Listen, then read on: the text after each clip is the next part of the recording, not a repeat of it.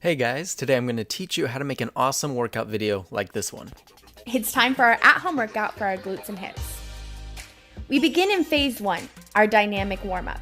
Leg comes up, arm goes up to the ceiling, all the way back down to our face, and on the floor again. It's important to keep that leg at a 90-degree angle. Sustain yourself from injury.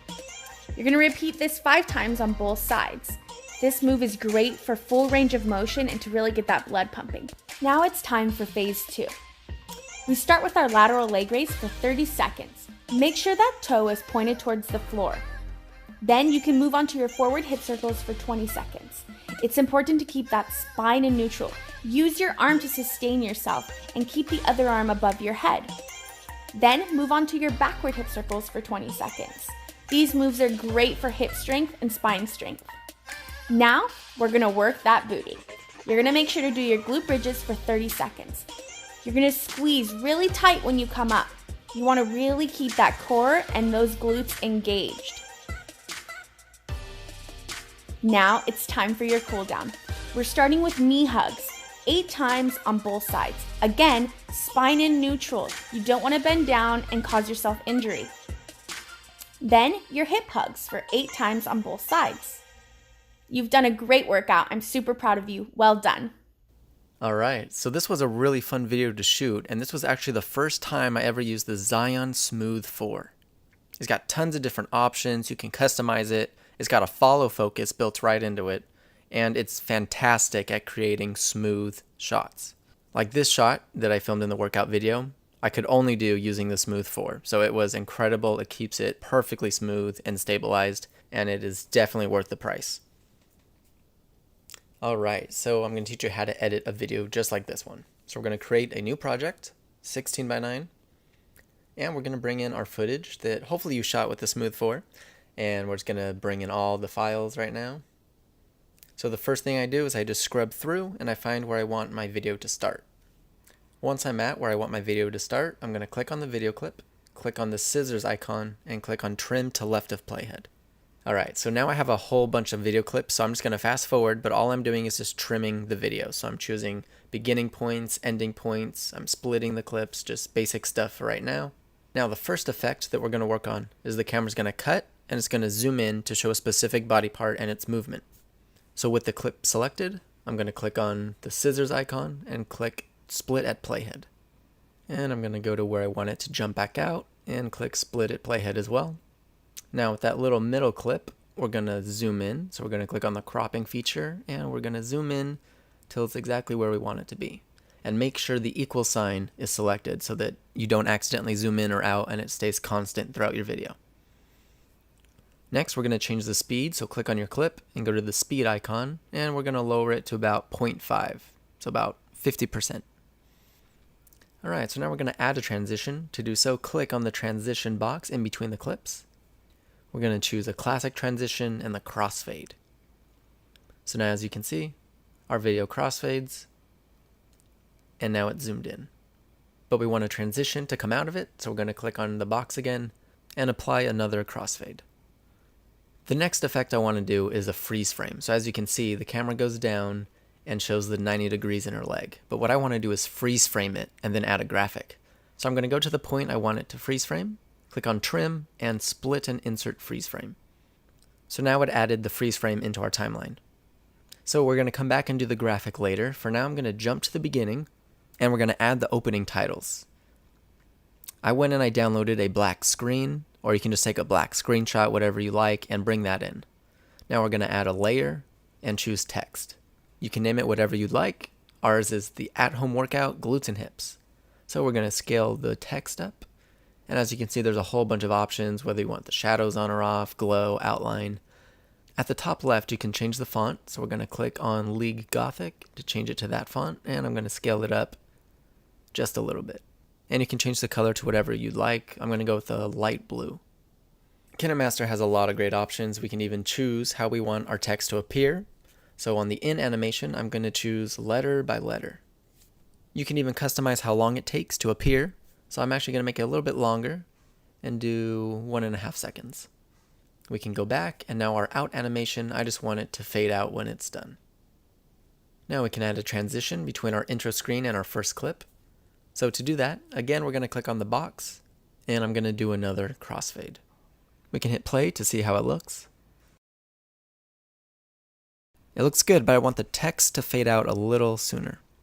So I can zoom in on the timeline, and I'm going to click and drag the end of the text box, and we're going to change the duration to end just about halfway through the transition. So now our text fades out about halfway through, which is great. So there's our intro text. Now we're going to do our phase 1 text. So again, we're going to click Layer, Text, and enter phase 1. This is our warm-up. Again, I want it all to match. We're going to click Lead Gothic on the font. I'm going to scale it up and position it in the bottom left corner. For the in animation, I want it to fade in, and I want it to do it pretty quick. So I'm going to change the duration. And same thing for the out animation. I want it to fade out, and I want it to fade out a bit quicker.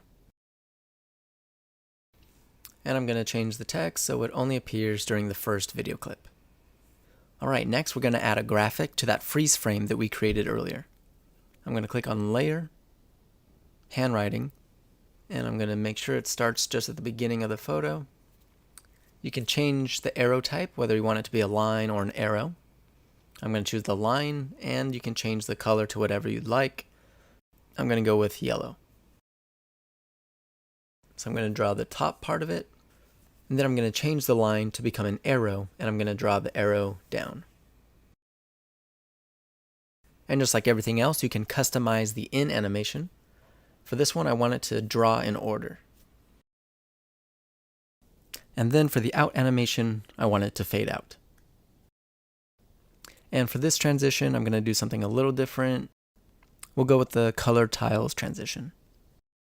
Alright, now to do the rest of the text, an easy way is to select phase 1, and we can duplicate it right here. And we can just hold it and drag it to where we want it to be. So I'm going to add a new text. Going to add a transition. And again, since it's a bit redundant, I'm just going to fast forward and show you that I'm just adding a whole bunch of different texts. I can customize it, change the outro, the intro. I'm throwing on transitions.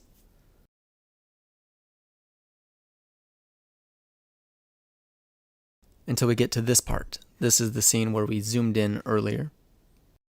Now in this clip, I want to add a circle. So I'm going to add a layer and handwriting. And we can change the line to a different shape. I'll choose this circle. You can change the color if you'd like, but I'm just going to click and drag and make our circle. And again, just like everything else, we can change our in animation. This one I'll do draw by stroke. And again, for the out animation, we'll just have it fade out. And I'll change the duration of the circle so it just appears over this video clip. Alright, and for the very last effect, what I want the video to do is slowly start to blur, and then we can see text appear that says well done. So to do this, we're going to click on Layer and then Effect. Under Basic Effects, you can find Gaussian Blur. So we bring that in. You can change the shape if you'd like. But for now, I'm just going to scale it up so it fills the whole screen. And I want the video to fade into a blur, so I'm going to change the in animation to fade. You can also change the blur strength. I'm just going to raise it to 3. Now we're going to add our text. Well done. Change the font so it matches the rest of our video. And I'll scale it up. I want it to fade in, so we'll change the in animation to fade. Change the duration if you'd like. And if we hit play, it looks good, but I want it to pop a little bit more and make it more easy to read. So what I'm going to do is bring in another black screen. I'll scale it so it fits the length of the text.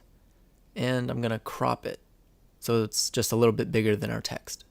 So right now the black box is in front of our text and blocking it. So to change this, I'm going to click on the black screen, click on the 3 dots icon on the left, and choose Send to Back. So now our text is showing. And I'm just going to fine tune it so that it's centered. And now we can read our text much easier. I'm going to lower the opacity of it just a little bit. And that's the end of our video. Now, I wanted to add music. So I'm going to go to the very beginning of my timeline. I'm going to click on Audio. And you can click on the KineMaster store on the top right. And you can search for a song that you really like. So I'm going to click Download. and it installs it. So I'll exit out, and under music assets, I can click the plus icon to add it into the timeline. And the very last thing we're going to do is do a voiceover. To do that, you can just click on voice and hit start when you're ready. And then after you're done recording your voiceover, it'll place the file directly on your timeline and your video will be good to go. Feel free to adjust the volume if it's too loud or too quiet. But that's all the steps, and now you've created your own workout tutorial video. Thanks for watching, and I hope you learned something new.